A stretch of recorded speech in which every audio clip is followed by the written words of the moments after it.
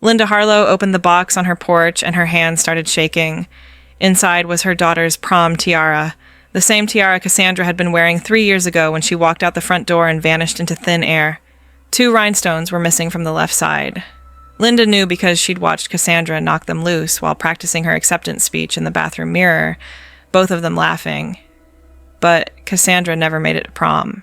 She disappeared on April 14th, 2021, somewhere in the 2-block walk between her friend's car and home. The police searched for 8 months. The case went cold. The town tried to move on. And then yesterday, someone left the tiara on Linda's porch. No note, no delivery truck, no explanation, just a white box tied with pink ribbon. Sitting there like a ghost from a nightmare Linda thought had finally stopped haunting her. Here's what makes this terrifying. Whoever took Cassandra 3 years ago kept that tiara.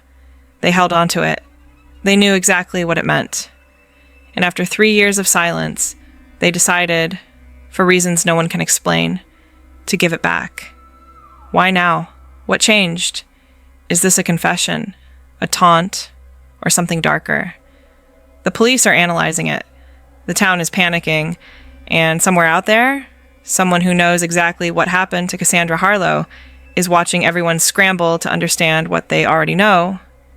This is the story of a girl who disappeared on the edge of adulthood, and the object that came back to haunt a town that tried desperately to forget. If you want to know what happened next, hit subscribe and drop a comment, because this case is about to break wide open.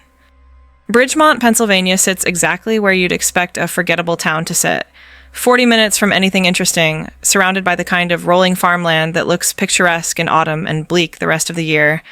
Population 8,400, 1 high school, 2 grocery stores, the kind of place where everyone knows your business before you do, and secrets have a way of spreading like wildfire, while simultaneously never quite reaching the light of day. Cassandra Harlow was 17 when she disappeared, a junior at Bridgemont High School, and by all accounts, she was thriving. Not in the way that television portrays teenage perfection. Cassandra wasn't the quarterback's girlfriend or the valedictorian.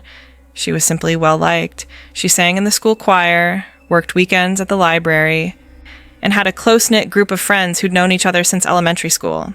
Her Instagram was full of ordinary teenage moments, late-night diner runs, mirror selfies with captions about being tired, photos of her cat, Mr. Whiskers. She'd been nominated for prom court alongside 4 other girls, a popularity contest that in a small school meant more about being recognizable than remarkable. Cassandra seemed genuinely excited about it. She'd bought her dress 3 months in advance, a deep blue gown she found at a consignment shop 2 towns over. She'd shown her mother a dozen times, holding it up to the light, asking if it looked too formal, not formal enough, too much like something a bridesmaid would wear. April 14th, 2021 started like any other Wednesday. Cassandra went to school, sat through algebra and English literature, ate lunch with her friends in the cafeteria. After school, she had choir practice. Her last Instagram story, posted at 4:47 p.m., showed the school's music room with the caption, "These harmonies are actually coming together, LOL." At 6:30 p.m., her friend Morgan Keller picked her up from the Harlow house. They were going to the mall 30 minutes away to look at shoes for prom. It was a trip they'd planned for a week. Linda Harlow remembered watching from the window as Cassandra climbed into Morgan's silver Honda Civic, remembered the way her daughter had turned and waved, smiling that distracted teenage smile that says, "I love you, but I'm thinking about something else." That was the last time Linda saw her daughter.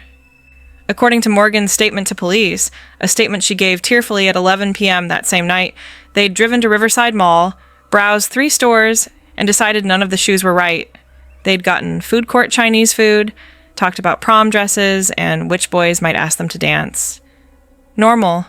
Everything was completely normal. At 8:45 p.m., Morgan dropped Cassandra off at the end of Maple Street, just 2 blocks from the Harlow house.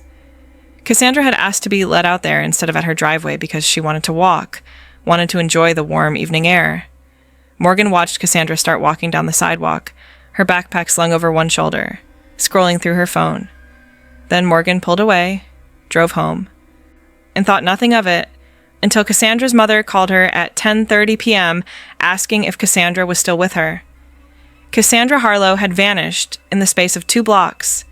In a town where people left their doors unlocked and knew every car that drove past, she'd simply ceased to exist, somewhere between the corner of Maple and Birch and her own front door. The initial investigation was swift and thorough, at least by small-town standards. Police interviewed everyone Cassandra knew. They pulled Morgan's phone records, tracked the route she'd driven that night, verified her timeline.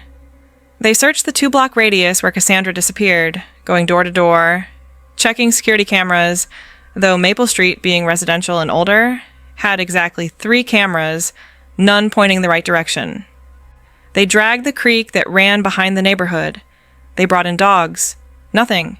No sign of struggle, no discarded phone or backpack, no witnesses who saw anything unusual. It was as if Cassandra had stepped into some invisible fold in reality and simply slipped through. The theories came fast. Runaway, some said. Though Cassandra had taken nothing with her, left her room untouched, her bank account unused. Foul play, said others. But whose? Cassandra had no enemies, no secret boyfriend, no drama that anyone knew about. Stranger abduction remained the most likely and most terrifying possibility, the one that made parents lock their doors and start driving their own children everywhere. And then, slowly, inevitably, the case went cold. Not because people stopped caring, but because there was simply nowhere left to look. The town handled Cassandra's disappearance the way small communities handle trauma, by folding it into the fabric of daily life until it became part of the background, always there, but rarely spoken about directly. The prom went on 3 weeks after she vanished, though attendance was lower than usual and the mood was subdued. They left an empty chair at the prom court table with a framed photo of Cassandra. It was meant as a tribute, but felt more like a memorial, an acknowledgement that everyone had already stopped expecting her to come home. Linda Harlow became a fixture at the police station for the first year, then a ghost in her own neighborhood for the second. She couldn't bring herself to pack up Cassandra's room, couldn't donate the blue prom dress that still hung in its garment bag. She maintained the Find Cassandra Facebook page with religious devotion, posting updates even when there were no updates, sharing articles about other missing persons cases as if hoping the algorithm might somehow deliver her daughter back to her. The police, to their credit, never officially closed the case. Detective Raymond Torres, who'd led the initial investigation, kept Cassandra's file on his desk.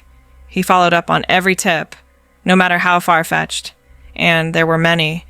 Someone claimed to have seen Cassandra at a gas station in Ohio. Another caller swore they'd spotted her in a viral TikTok video. A psychic from Philadelphia called 12 times, insisting Cassandra was near water, surrounded by darkness. None of it led anywhere. Morgan Keller, Cassandra's friend who'd dropped her off that night, struggled perhaps more than anyone except Linda. The guilt was irrational, but consuming. Why had she let Cassandra out at the corner instead of the driveway? Why hadn't she watched to make sure Cassandra made it home? Morgan changed her route to school to avoid Maple Street. She stopped posting on social media entirely. At the 1-year anniversary vigil held at the high school, Morgan broke down in front of the assembled crowd, sobbing that she was sorry, so sorry, that she should have done something different. But what could she have done? That was the question that haunted everyone. What were you supposed to do differently when nothing seemed wrong? By the 3rd year, Bridgemont had learned to live with the unanswered question, the way you learn to live with chronic pain. It's always there. You just stop mentioning it. The reward posters came down. The Facebook group membership stopped growing. Cassandra's name came up less frequently, and when it did, it was in hushed tones, quickly followed by subject changes. Linda Harlow had almost accepted a new kind of existence, one where her daughter was neither fully gone nor fully present, suspended in the amber of uncertainty forever. And then the Tiara arrived, April 12th, 2024, 3 years and 2 days after Cassandra disappeared. Linda found it when she returned from the grocery store around 11 a.m. She'd been gone maybe 45 minutes. The box was sitting on the welcome mat, perfectly centered, as if placed with care. She knew what it was before she opened it. Some part of her recognized the weight of significance, the way the universe signals that everything is about to change again. Her hands shook as she untied the ribbon, lifted the lid, pushed aside the tissue paper. The tiara caught the late morning light, rhinestones throwing small rainbows across the porch floorboards. And Linda Harlow felt the world tilt because this wasn't just any object. This was proof. Proof that Cassandra had been taken, not lost. Proof that someone out there knew exactly what had happened. Proof that her daughter's disappearance wasn't random, wasn't an accident, wasn't a case of a girl walking into the wrong place at the wrong time. This was intentional. This was a message. Linda called 911 with trembling fingers. Within an hour, Detective Torres was on her porch, along with 2 other officers and a forensics technician. They photographed the box from every angle, bagged it as evidence, took statements from Linda and the neighbors. Had anyone seen anything? No. Had any vehicles driven down Maple Street that morning? Several, but all belonged to residents. The box itself was unremarkable. Generic white cardboard, the kind you could buy at any craft store. The ribbon was standard grosgrain, available anywhere. No fingerprints on the exterior. No DNA on the tissue paper. No return address. No note. Nothing except the tiara itself. Detective Torres held the tiara in his gloved hands, studying it under the light. "You're certain this is Cassandra's?" "Positive," Linda said. Her voice was steady now, shock giving way to something harder. "Those missing stones. She knocked them loose right here in the hallway, practicing her speech. I remember finding them on the carpet. I still have them in a drawer." Torres nodded slowly.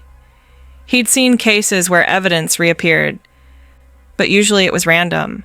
Items found in the woods, turned in by hikers, discovered during unrelated investigations. This was different. This was deliberate.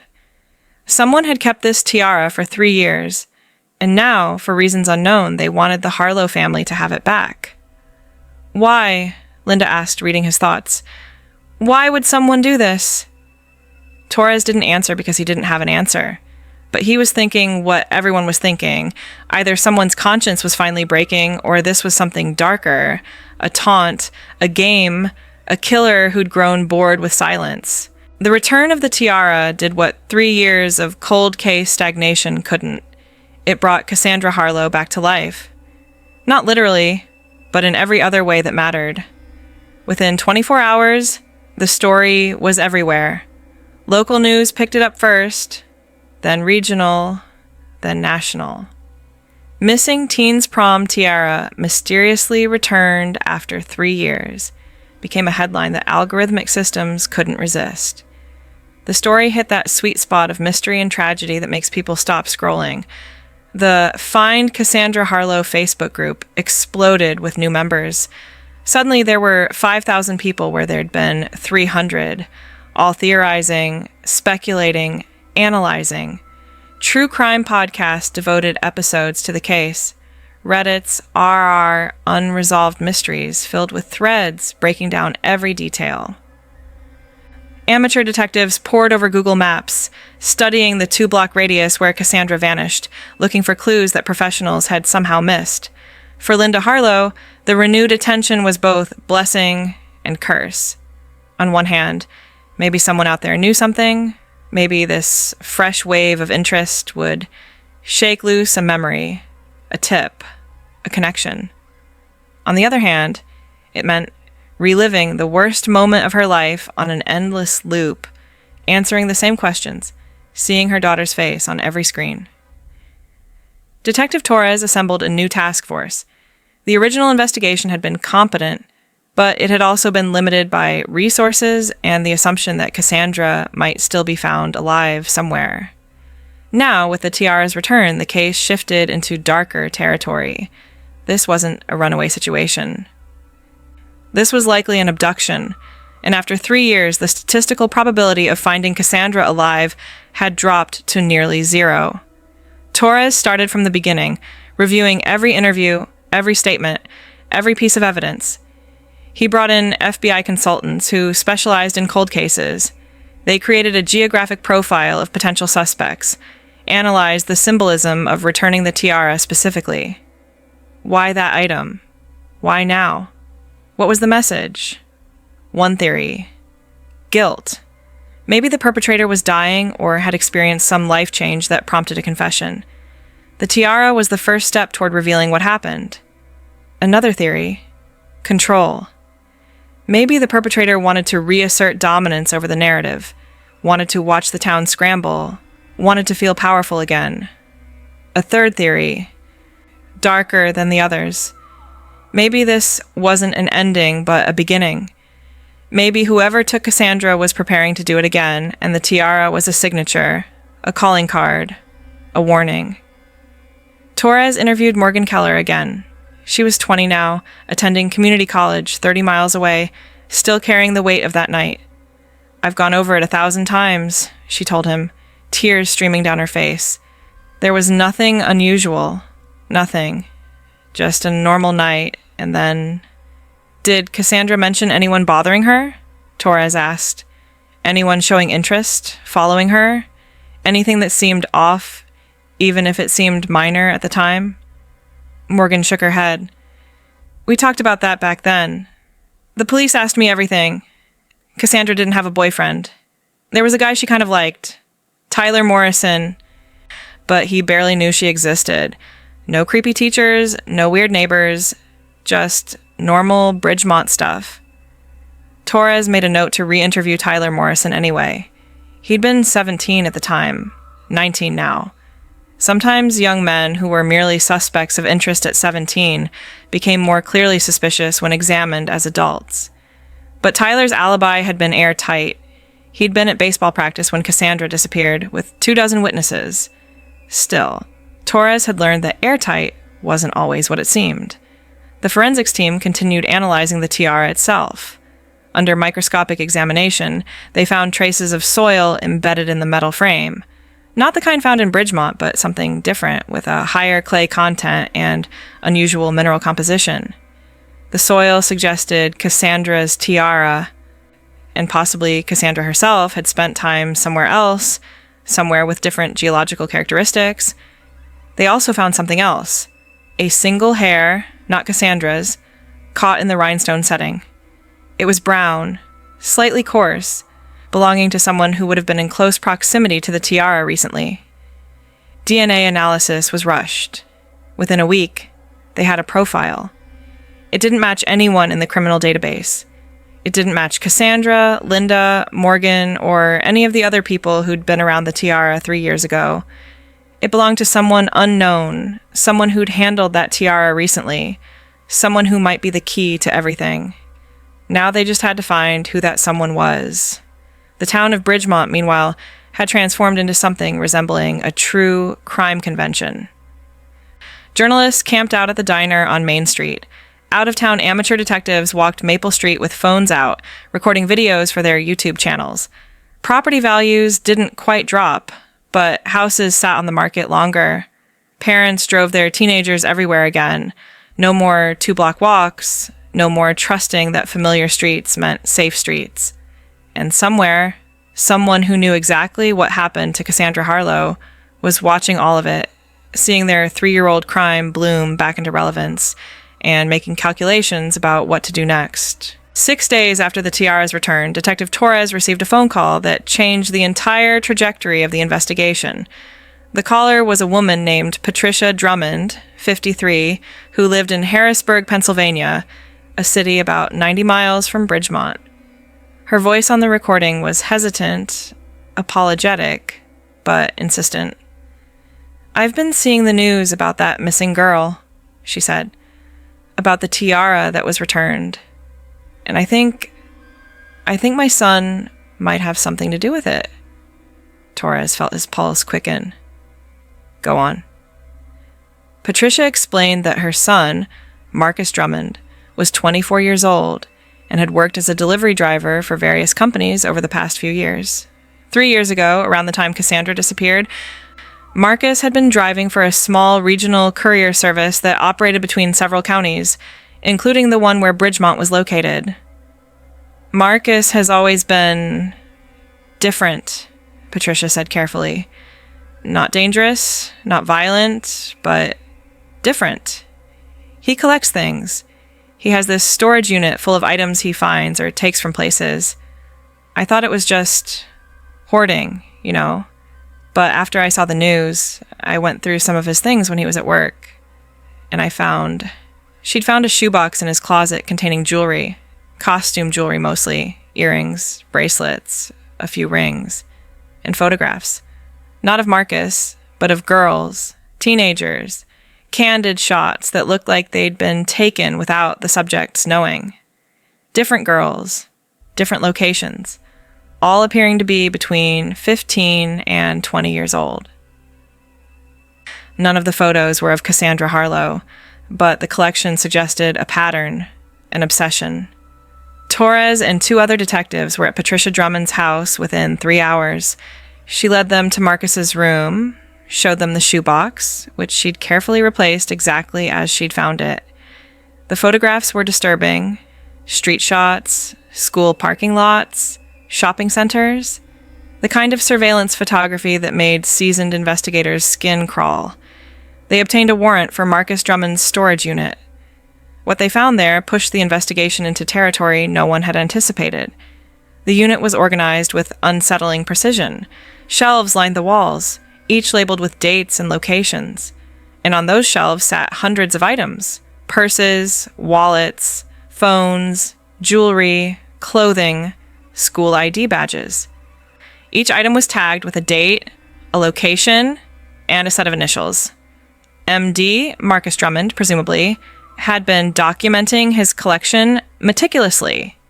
But here's where it gets stranger.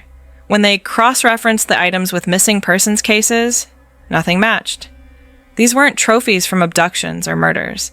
They were items that Marcus had apparently found, taken from lost and found boxes, stolen from gym lockers, pulled from trash bins outside schools and malls. It was creepy. It was concerning. It suggested someone with boundary issues, possibly stalking behaviors. But it wasn't evidence of a violent crime. And then they found the tiara, Cassandra's tiara, sitting on a shelf, tagged with the date 4/14/21 and the initials CH. Next to it was a small index card in Marcus's handwriting. Found on Maple Street. Evening delivery route. Looked expensive. Kept. Torres stared at that card for a long moment, his brain processing the implications. Found? Not taken from a victim, but found? They brought Marcus Drummond in for questioning. He was tall, thin, socially awkward in that way that made him seem younger than 24. He didn't ask for a lawyer. He seemed almost relieved to be caught. "I didn't hurt anyone," he said immediately. "I swear, I just collect things. Things people leave behind." Torres laid out photographs from the storage unit. "Tell me about Cassandra Harlow's tiara." Marcus nodded, unfazed. "I was making a delivery on Maple Street, around 9 p.m., I think. I saw something shiny on the sidewalk near a storm drain. I stopped, picked it up. It was just lying there. I figured someone dropped it. I was going to turn it in, but then I just didn't. I kept it. I keep a lot of things I find." "You understand that tiara belonged to a girl who went missing that same night?" Marcus's eyes widened. "I know that now, but I didn't know it then. I didn't follow the news back then. I didn't know anyone was missing. I just found a tiara on the street and kept it." Torres leaned forward. "Did you see Cassandra that night? Did you see what happened to her?" "No, I swear. The street was empty when I found the tiara. Just empty." They polygraphed him. He passed. They searched his apartment, his car, his entire life. No evidence connecting him to Cassandra's disappearance beyond the found tiara.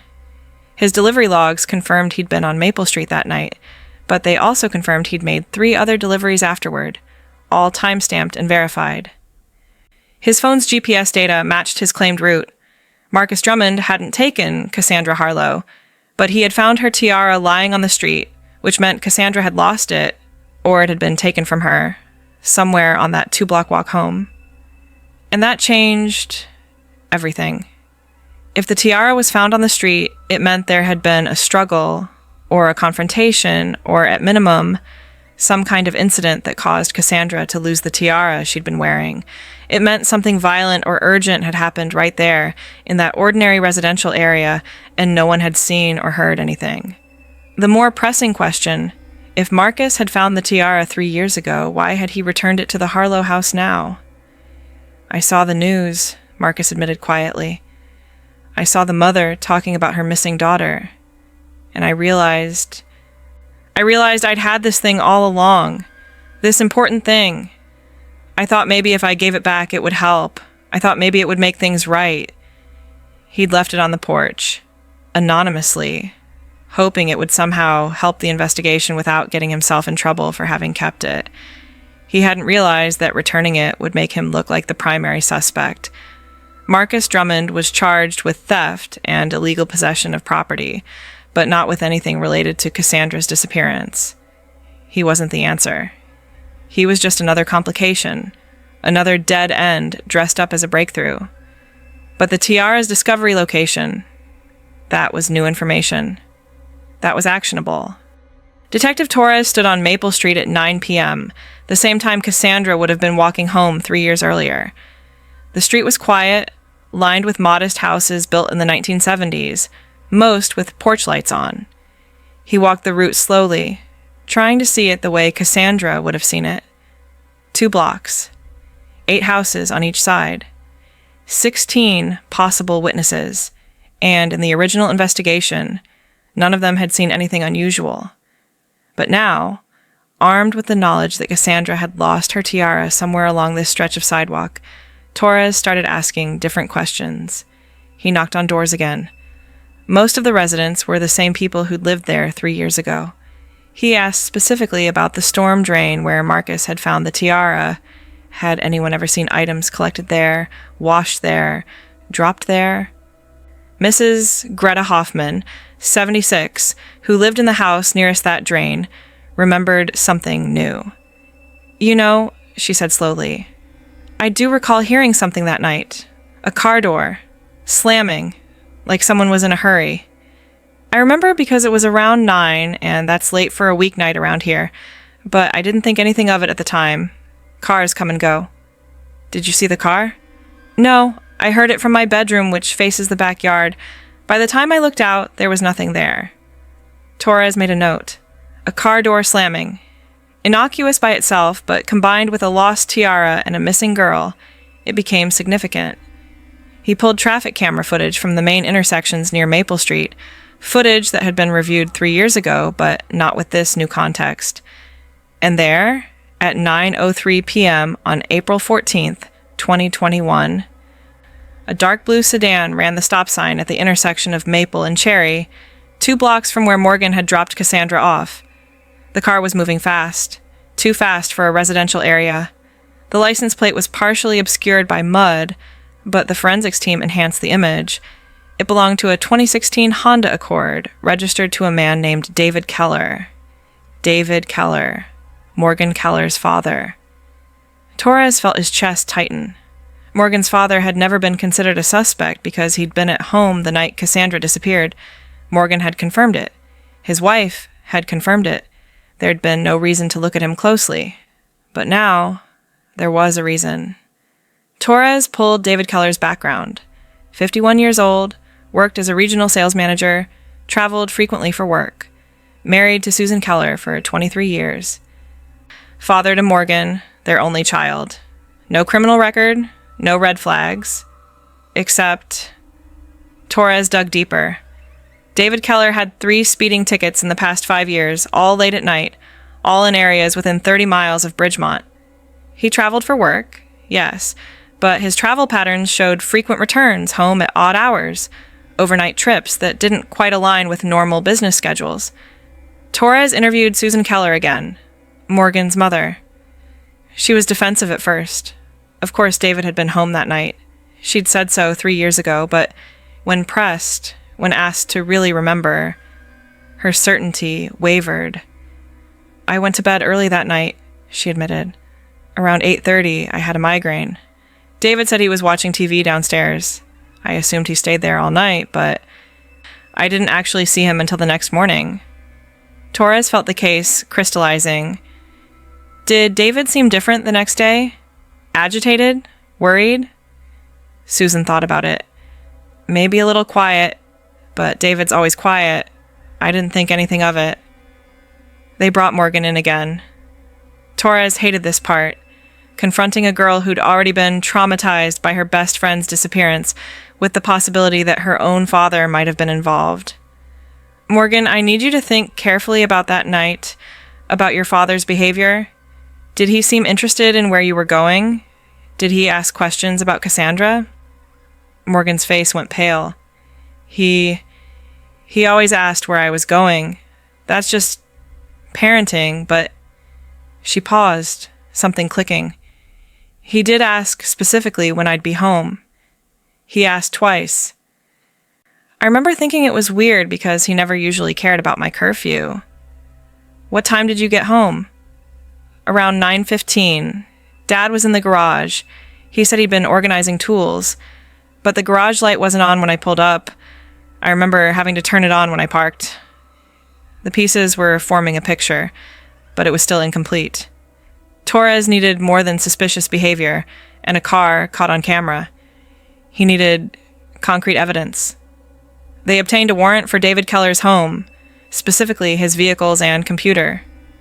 In the back of his Honda Accord, under the floor mat, forensics found a small rhinestone. It matched the stones from Cassandra's tiara.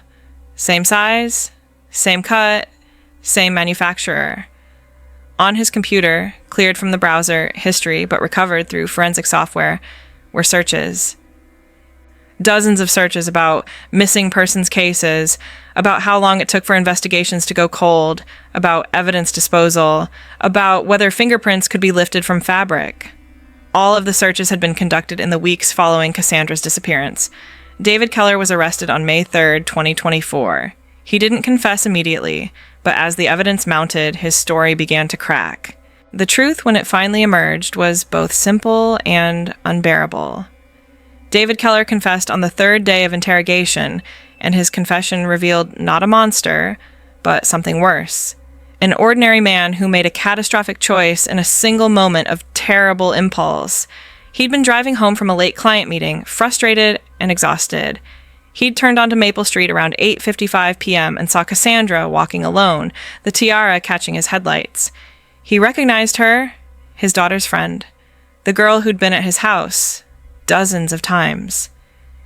And then, something broke in him. He described it as complete dissociation, where his usual self stepped aside and something else took over. He'd pulled alongside her, offered a ride. Cassandra declined. She was almost home anyway. But David insisted, playing the concerned adult, Morgan's dad, someone safe. When she refused again, he grabbed her. The tiara fell as she struggled. He heard it hit the ground but didn't stop to retrieve it. He drove to a construction site 15 miles outside town, a place he knew from work. In the struggle that followed, Cassandra hit her head on the car's doorframe. The injury was fatal. David buried her at the site that night. Within 2 weeks, the construction company paved over the area for a new storage facility. Cassandra Harlow had been under asphalt for 3 years, less than 20 miles from home. He'd returned that night, parked in the garage, and told his wife he'd been organizing tools. He'd watched the investigation unfold, watched Morgan spiral into guilt, watched Linda Harlow disintegrate, and said nothing. He'd lived with it, gone to work, kissed his wife, hugged his daughter, and carried a secret that would destroy everyone he loved. The tiara's return shattered David's conviction that the case would remain unsolved. It meant physical evidence existed. Someone might have information. The investigation could reopen with new technology. David began to spiral, making mistakes. The computer searches, the anxious behavior. When Torres started asking questions again, David knew his time was limited. Morgan Keller learned her father had killed her best friend 4 days before her 21st birthday. She moved out immediately and hasn't spoken to him since. Susan Keller filed for divorce. Linda Harlow got closure, but it came wrapped in brutality that made the not knowing seem almost merciful. Cassandra's body was recovered from beneath the storage facility parking lot. Linda was finally able to hold a funeral, to bury her daughter properly, to have a place to visit that wasn't just a poster. David Keller pled guilty to second-degree murder, kidnapping, and evidence tampering. At sentencing, he told the court, "I can't explain what I did. I was a regular person who did an irregular, evil thing. I'm sorry. I know that's meaningless, but it's all I have." He was sentenced to 40 years to life. He'll be 91 at his first parole hearing. Bridgemont has begun healing, though the wound will never close. The town now knows that monsters aren't always strangers.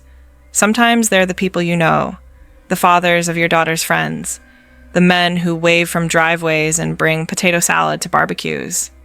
Sometimes evil doesn't announce itself. Sometimes it just looks like an ordinary person having an extraordinarily bad moment.